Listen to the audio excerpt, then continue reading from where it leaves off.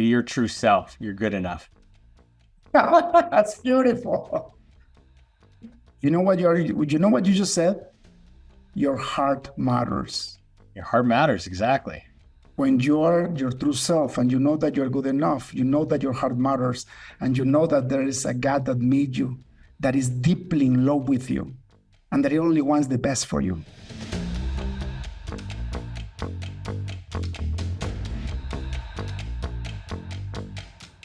Welcome to the Break Free podcast.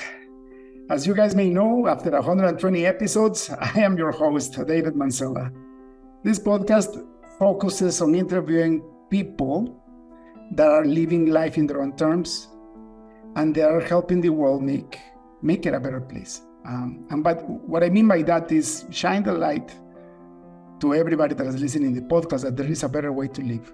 And that is not only about money, material possessions, or career achievements, but it goes beyond that. In my case, that's why I call it break free, right? Because freedom is integral. It's integral for humanity. We all are born wired to be free. And when that gets taken away from us, that's what problems happen. Now, Mark and I, welcome Mark to this show again for the second time. I started talking about the whole thing and then I forgot about you.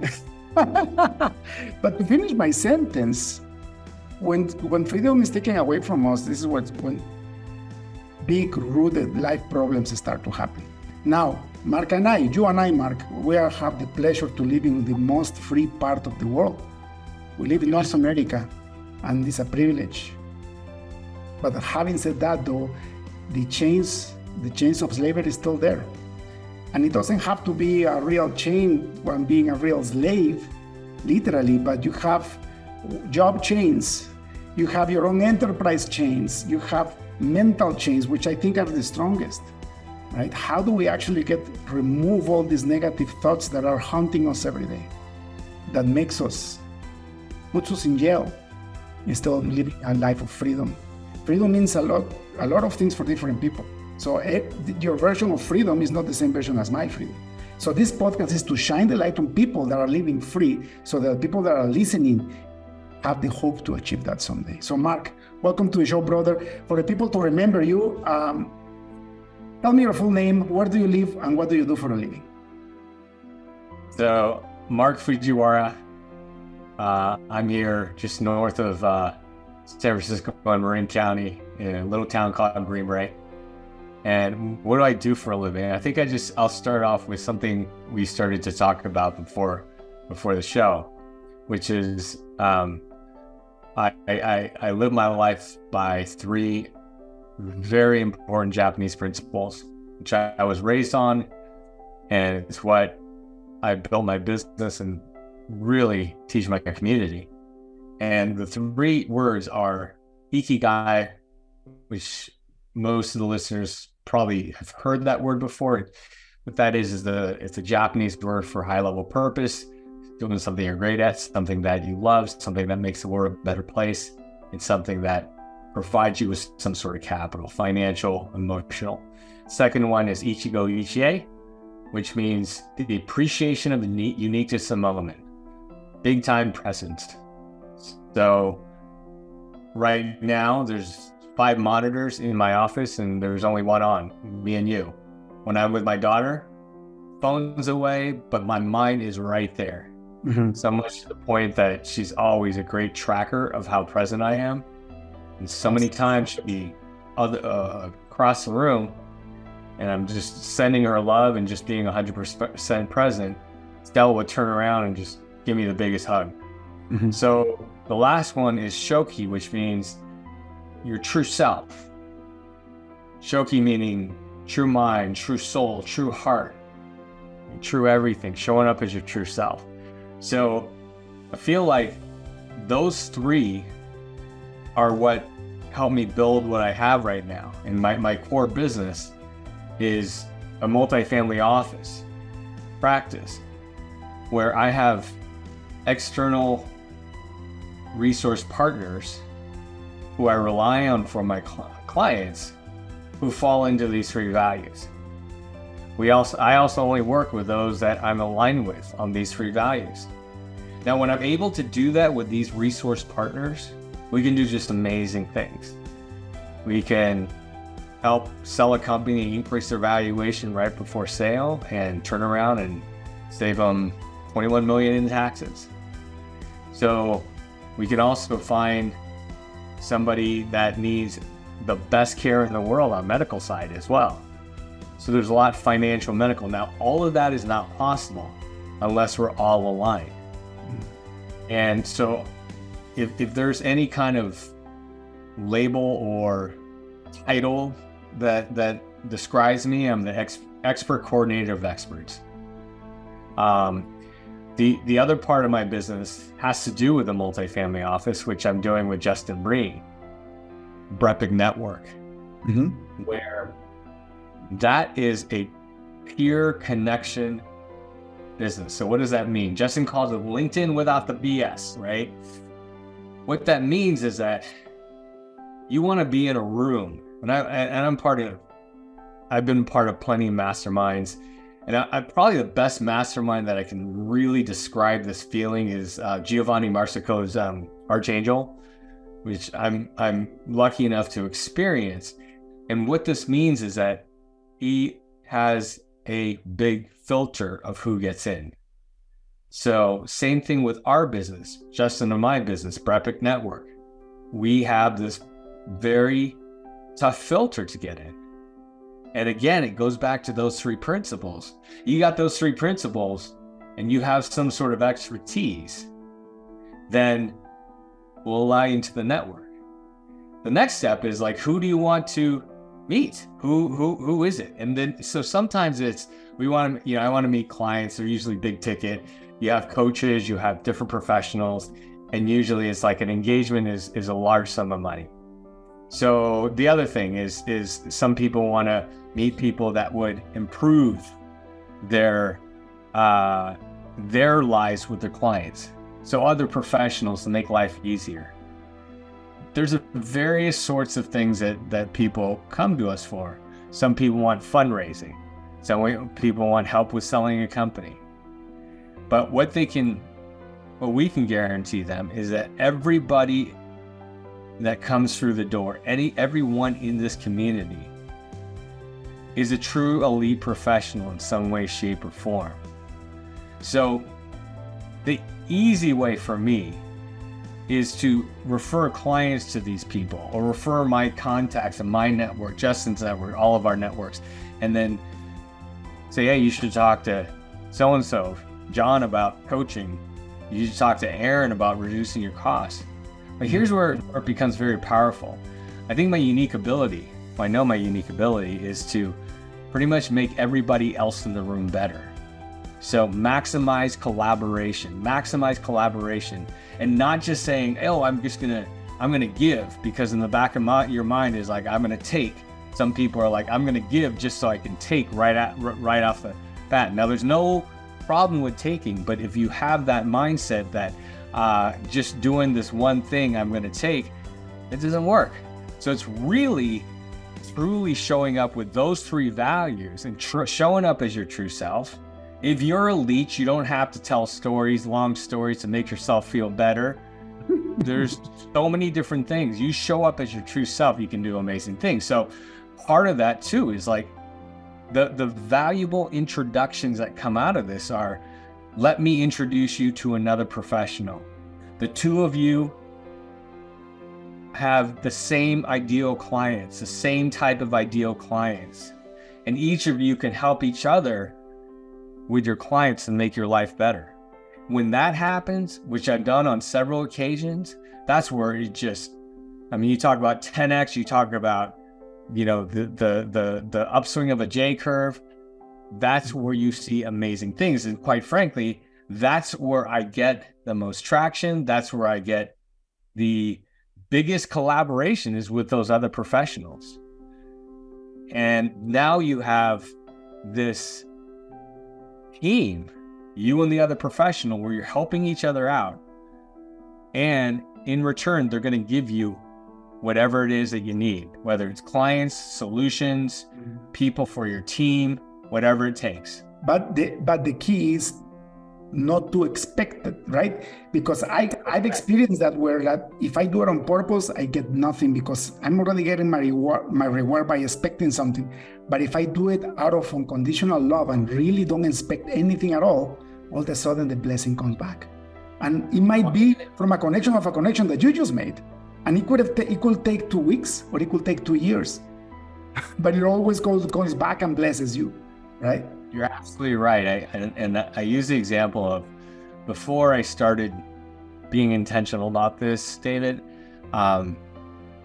So as a private wealth advisor, as a portfolio manager, investment advisor, you want to go after some of these professionals, and that's the wrong term. I want to go after this, and it's usually an accountant or an attorney. So I remember back in the day, I was working with an attorney or accountant, and I said, it was almost like, I'll give you one if you give me one. And that's really what it felt. It was like I'd give him a referral and he'd give me a referral back. And that was very short-lived, and it's a very short-term relationship. Mm-hmm. That's the fact that one thing is I never asked him what he really wanted. Some CPAs say, I want to go from 200 clients down to 100, but I want to work with 100 amazing clients. So I need amazing clients, or I need to find a way to scale this back, right? Mm-hmm. Then it became a completely different shift, where I go in and just say, hey, tell me about your practice. Let me learn about you. What is exactly, really understand. I've built my own business. I help clients build their own business. So there's certain things that I can see that they might not be able to see. Somebody coming from externally, outside the lane, say, oh, you know what? I think there's a way that we can get there. I always love that. You get to the heart of the why, and you say, this is why I want to grow my business. This is where I want to be. And it's like, okay, I can give you clients, but I can also show you ways to get there a lot sooner. Just being in this business for such a long time. Now, once I started doing that, I would go into these meetings and really find out what it is that they really want out of their practice. And it's funny, David, it's not what you think it is usually. And there've been cases where someone's like, I want to increase my revenue by 25% every year. Great, everybody does. You start to dig why. Well, I want to buy out my partner, who I bought him out, but I want to thoroughly buy him out because I'm paying on this installment note, and it bugs me that I have to write this check every single month. And I told him, if I can cut that down from 15 to 7 years, would that help? Oh my gosh. Okay, now we're starting to talk. And look, I meet with these professionals, and sometimes nothing ever comes out of it in the first few meetings. And then all of a sudden it's like, oh, I realize what Mark has done. Think about it too. Someone came to you, David, and dug really, really deep and figured out what that one problem is that's keeping you up at night. And just not on the surface, but really dug deep and made the effort to fix that problem for you. Then it's the law of reciprocation. If you're dealing with somebody that's a fairly decent human being, and I like to think we're dealing with fairly decent human beings, it's going to keep them up at night to say, well, I really have to repay this guy. So I want to always get to that point where it's just like, you've done so much for me, whatever you want, whoever you want to be introduced. And circling back to the beginning when you started saying you started on one-on-one, I'll give you a lead, you give me a lead. Yeah. That's transactional. And that violates your first principle. Because if I heard you correctly, your first principle was higher purpose. There is no higher purpose on a transaction like that. No. But if you really go deep and really look what they really want and need and try to supply that, now you're touching higher purpose because you're making somebody else's life easier, really easier or better or more inspired. That is so true. And I think it all changed when I changed I went from, and this is not my Shoki. I admit I'm never perfect on these three values. I strayed away from it. And so as an advisor, you go in and you have this script of questions. And typically the first question an advisor is going to ask is centered around money.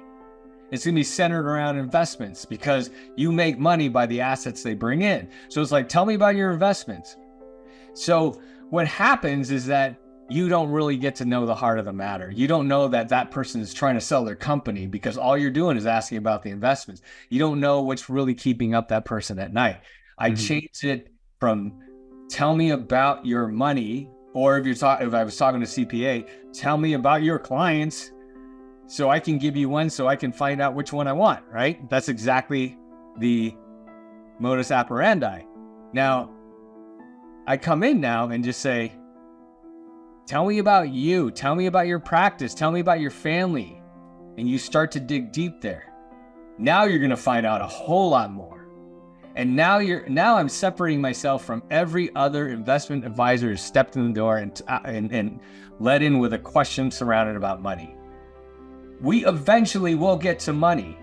We will eventually get to investments. And the interesting thing is that rarely does someone say, oh, you know what, the number one thing, like if I had a wish, I would love to beat the Standard & Poor's by 1.5% on a risk-adjusted basis.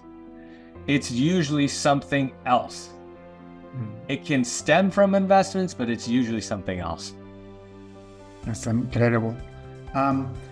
When you talked about your three principles, I remember two: higher purpose, stay in the present moment. What's the third one? True self. Showing up as your true self. So your true self. Don't have this masquerade, right? Either don't pretend to be more than what you are or less than what you are. Don't have the imposter syndrome, right? Because that's a miserable way to be. Actually, talking about slavery, not being your true self, I believe is the number one reason why people are slaves today, where they should be free. There you go. Right? And it's either self-esteem or the other way, narcissism, right? Which is just as bad or even worse, right? That is a spot on analogy, because now it's interesting too, because it took me a while to get back to my true self. I have this wonderful coach, you've probably heard of him, Dr. Jeff Spencer. We talk at least once a week, and he's able to really get me back into the true self. Because when you're outside of your true self, what happens is that your human mindset, as he calls it, the survival instinct, what happens is that you start to go upward, right? And then all of a sudden, listeners probably understand this because it's happened to me. It's happened to a bunch of people that I know. You start to really get outside of that upper comfort zone, upper limit. And then all of a sudden you do some strange things, right? You don't follow up. You don't show up to a meeting that you're supposed to be at. You say certain things in a meeting out of scarcity, not abundance. And the reason that is that survival goes both ways. Survival is about you slamming on the brakes when you see that car in front of you, unless you're driving a Tesla. Survival also means the other way too. It's just like a thermostat. So if things get too good, it's like pull this guy back, pull this girl back into our zone right here. And that's the human mindset. It's surviving. The other side of the coin is the champion's mind. Mm-hmm. So part of that is seeing what's really going on. And it's a constant battle because you have this human survival instinct. It's in your DNA for good reason. But where I really discovered it was one day I had this meeting, and it was a big meeting, And certain things were going on that day.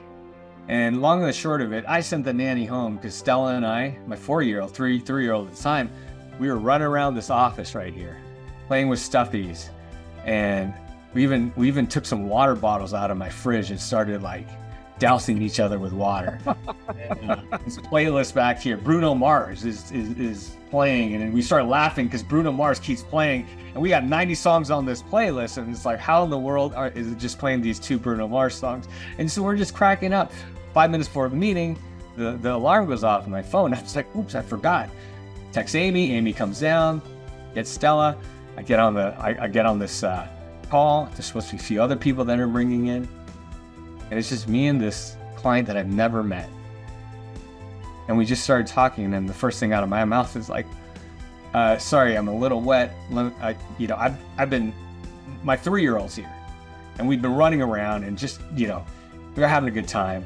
And this right here is a combination of sweat and we had a water fight. It was a lot of fun.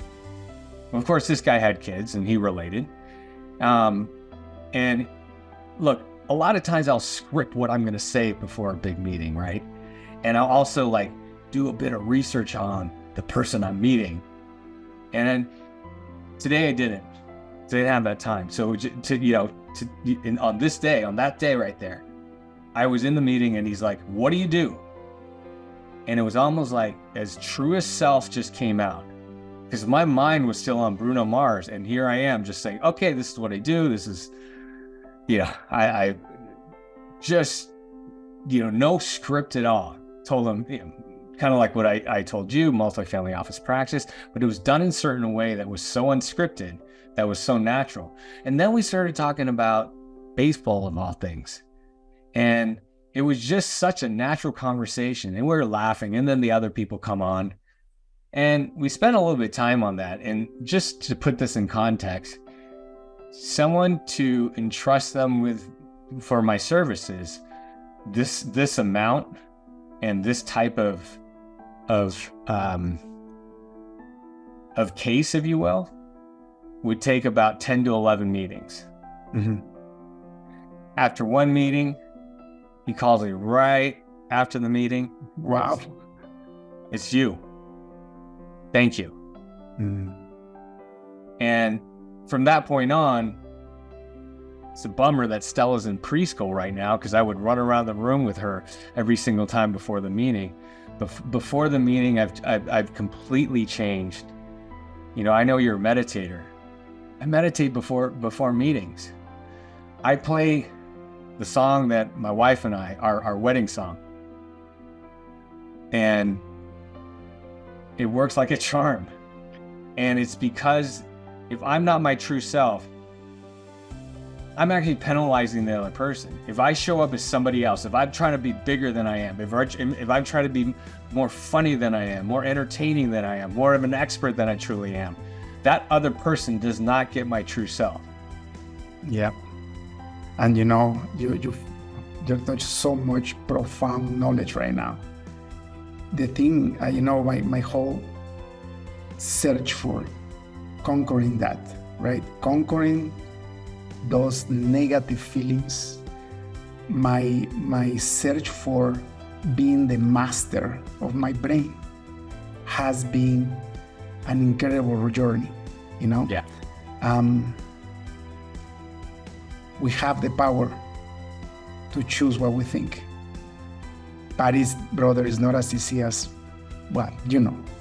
it's not easy, right? Yeah. It's so easy not to be able to manage it, that you watch a movie and your mood changes with the movie. Yeah. And you allow it to change it. Yeah. Have you ever thought about that? You go see a funny movie, you're laughing. You go see a sad movie, you're crying, right? It's incredible how easy we get manipulated because we are in this behind the scenes mode. And when I say we, is the real us. Mm-hmm. We are given this beautiful vessel called the human body. And it's the most complicated, most miraculous machine in the world. Humans wish that had the knowledge to build something like a human body. Oh, yeah. Right? it's ours, but it's actually borrowed, right? So my process was, I was looking for ways to be able to master my brain, because I knew that most of my slavery chains were there in my brain. Because if you compare my life, or your life, but for that matter, with the rest of the world, we should be in such gratitude. We should be so thankful for the amazing wealth and abundance that we have in our life. And I'm not only talking about money. Yeah, I'm talking about geographical location. I'm talking about family, right?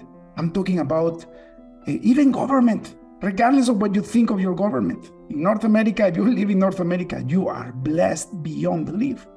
Right. But still, we create these chains, right? Because we allow our brain to run in autopilot.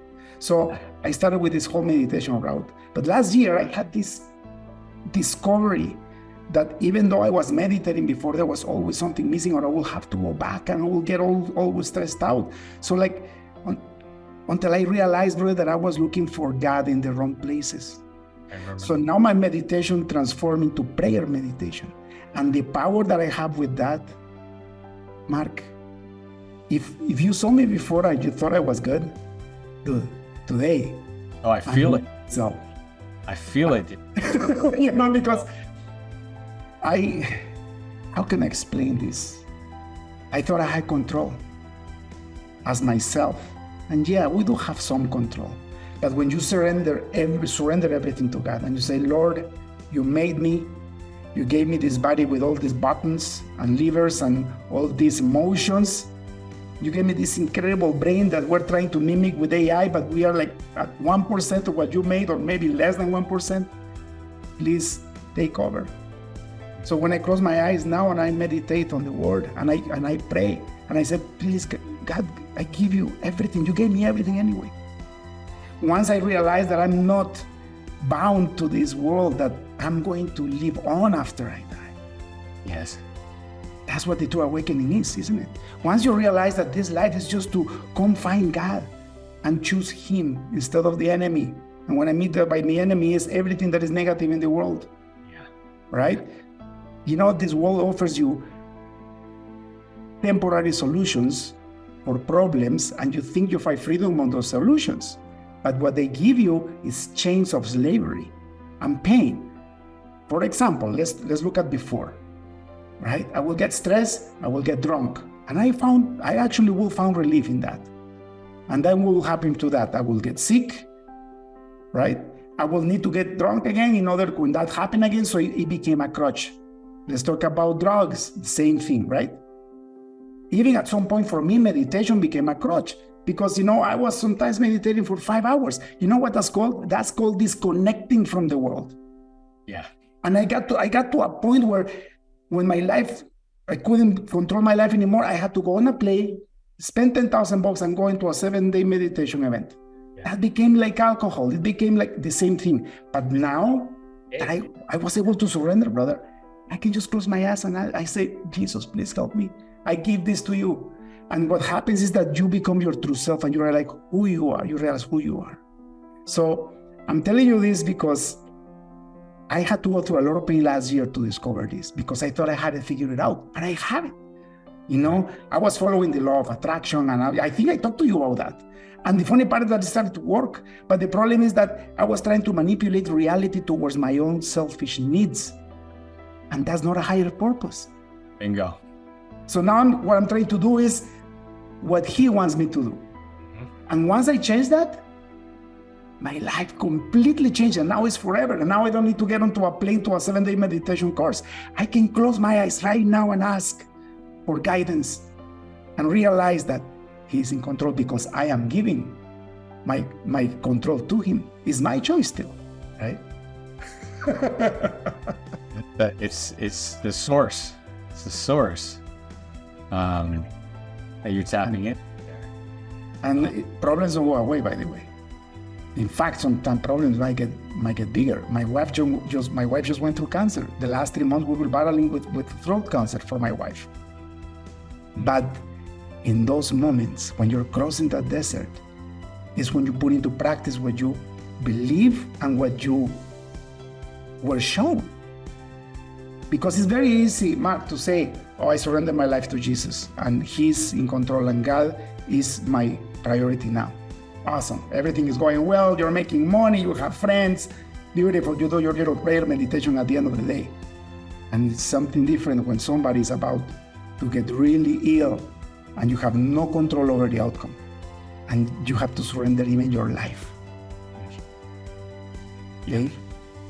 Regardless of what they are. Imagine if you say, Lord, please heal my wife, but may your will be done, not mine. And have peace while doing that.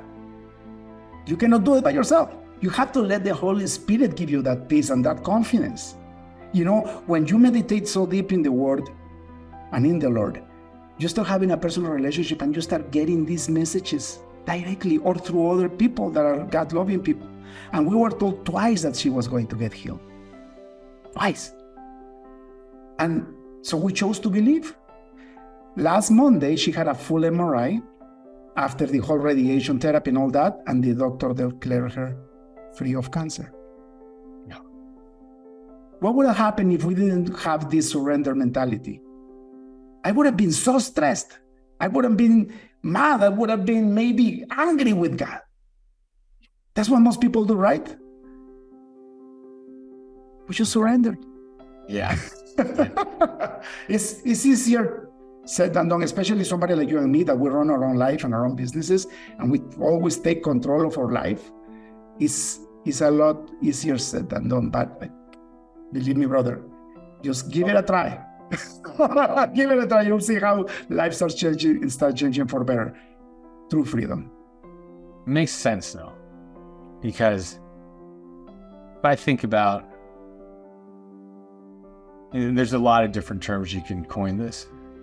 I think about when you've had these instances, you have them more now, where things just flow for you. Things flow for you. What does that mean? It means that you can step outside of your body and mind and look and just say, how in the world did you do that? And this is in a positive way, right? Whoa, that old Mark would have never been able to pull that off or do that. Well, remember, you know why I started talking about this, Mark? Because you just told me you were having an amazing time with your kid. You were having a water bottle fight. You saw this client and you showed your true self and you actually told this person what you were doing.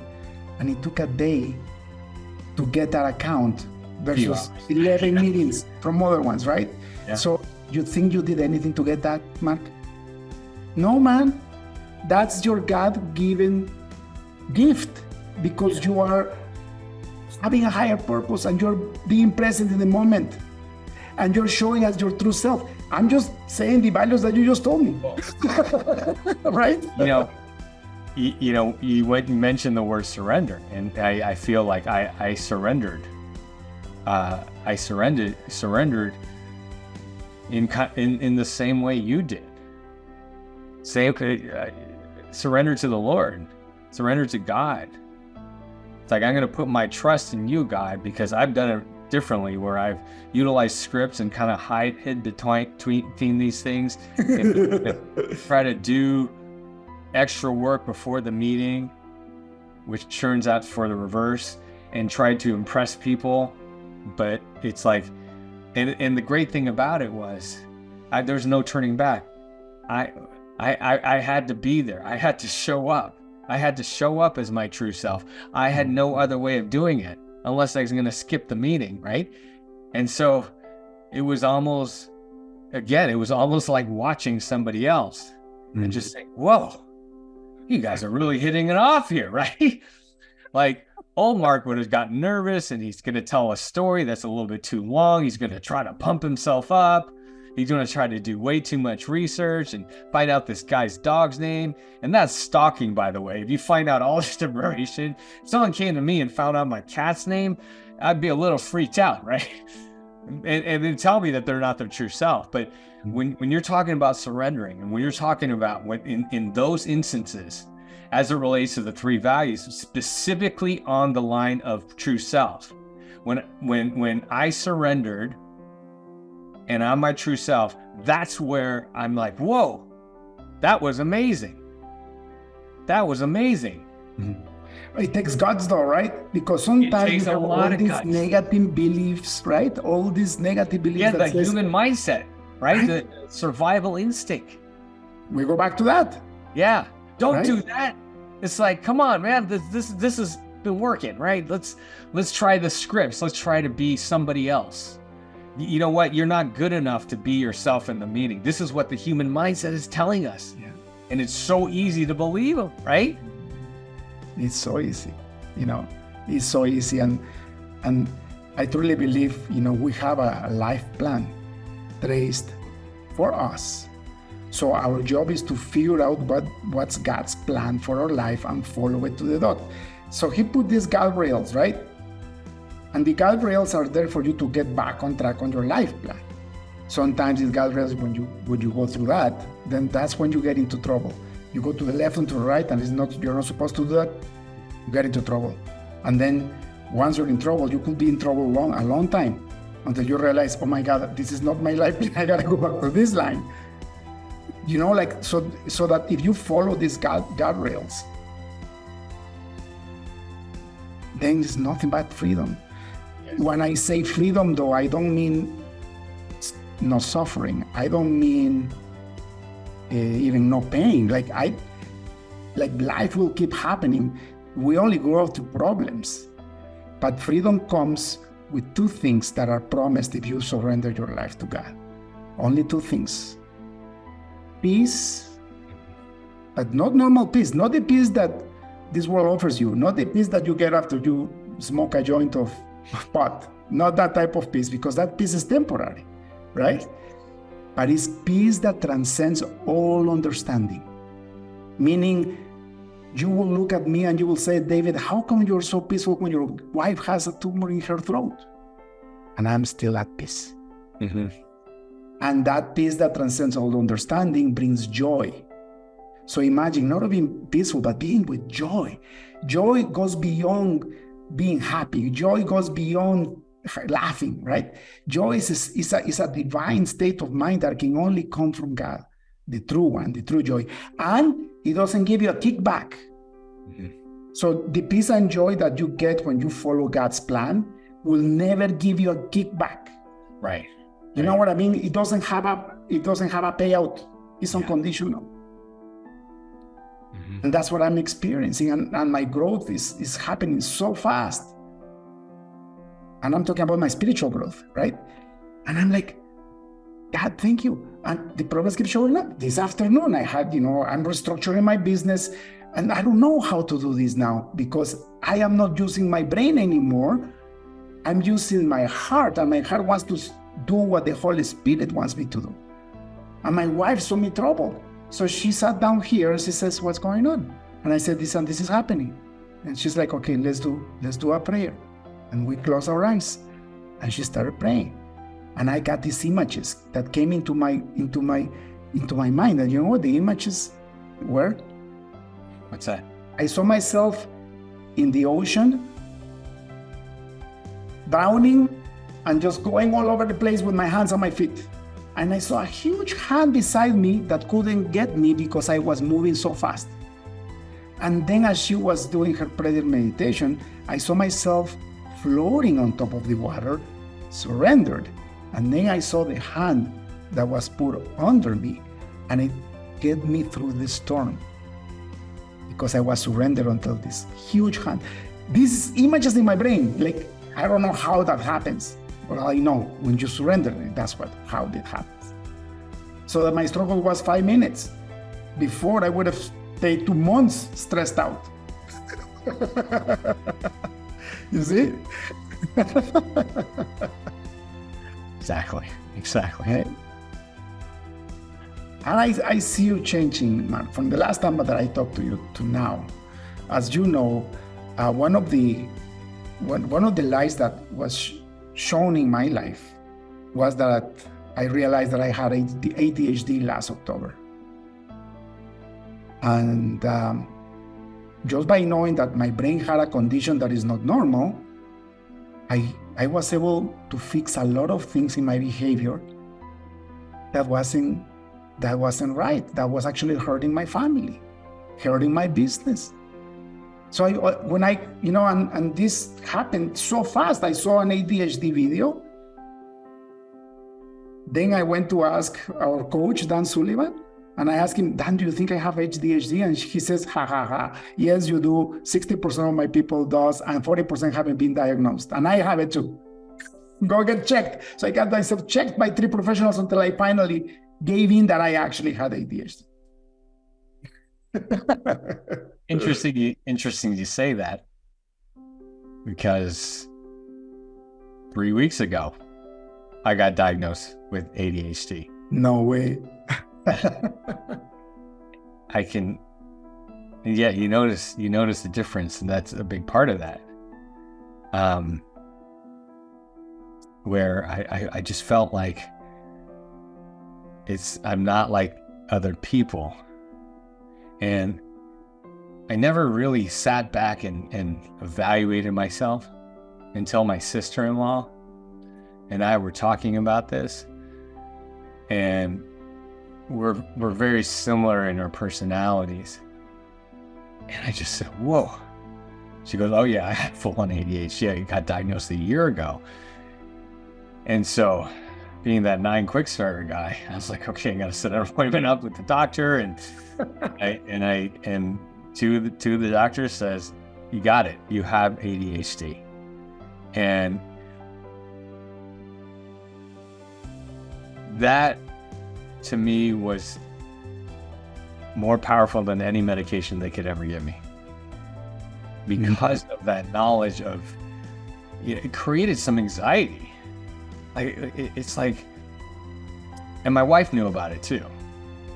When my wife heard about these symptoms, she was like, oh, yes. There's so many things, which she's been so gracious to accept me, who I am, but has to do a lot of things that, being married to someone with ADHD, you have to do things because there's certain, you're going to leave late every single time, for that matter. The person with ADHD has to go back in the house, like I always did, like 5 times because I think I'm forgetting something. She has to do the annoying habits, like tapping the desk or, twiddling my toes or, something like that. She's always been perplexed at that, because sometimes I can be hyper focused in certain things, and then other times it's like I forget everything, forget to show up. I started to think, sometimes it's the human mindset. No, part of it's ADHD. And you know what though? It's a superpower. If you're aware that you have it and you can channel it. Exactly. Oh yeah. And that just turned the key for me right there, David, which I know that, talking to Dan, just really turned that switch for you, which is like, when you know that it's happening, it's like when you know that survival the human mindset is right there, that makes you more powerful, that knowledge right there, right? So when you know that you have ADHD, that absolutely, you can use that to your superpowers. For sure. For me, it's been life-changing. I got diagnosed in September. I right away went to a psychoanalyst that wasn't, and he has ADHD. He had, because he passed away, unfortunately, but he had ADHD himself, and he became a specialist in psychology for ADHD people. And this is another miracle. I don't have a lot of time left, but quickly, imagine, I found this psychoanalyst, 40 years of practice. This guy is PhDs in brain functioning and all that. And he treats me and he says, I have the feeling that I need to treat you really fast because you need a lot of help, because he saw me how messed up I was. And we were doing like double sessions a week.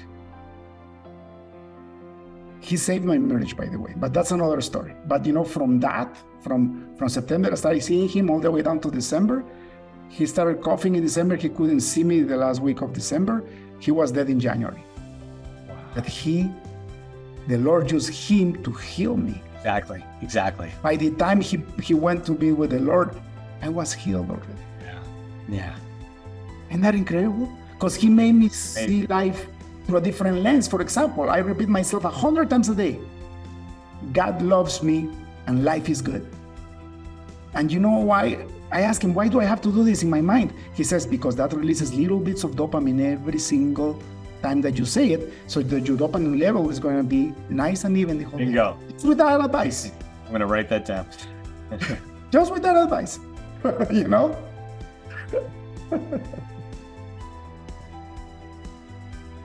So you see how it's impossible not to believe in God? Yeah, exactly. When you get this dude that is an expert and then after he's done with you, he dies. Like I was his last job in life. It's incredible. Yeah. Right? It's, he's the one that told me, David, I'm a born again Christian. And I'm like, explain that, because most psychoanalysts, most psychiatrists, they're atheists, right? Yeah. Because they think they believe everything in the brain. He says, I am. Every time I went on vacations, I went to this resort and they had this beautiful prayer room and there was a Bible there. And one time I had this need to open it up, and I opened it up in the Beatitudes, which was the best sermon that Jesus did in the Mount. And when he opened it up, his eyes were drawn to this verse that says, if your mind, blessed are those that their mind and their heart are pure, because they will see God. Mm. And when he saw that, he told me, that's my career. I help people get their mind and their heart pure, because I want them to see God too. Yeah. And then I was full with shivers all over the place, Yeah. Yep. Crazy, eh? True self. Mark, we're running out of time, brother. I feel like we need to keep talking. So maybe we'll do a season 3 of this. Yeah.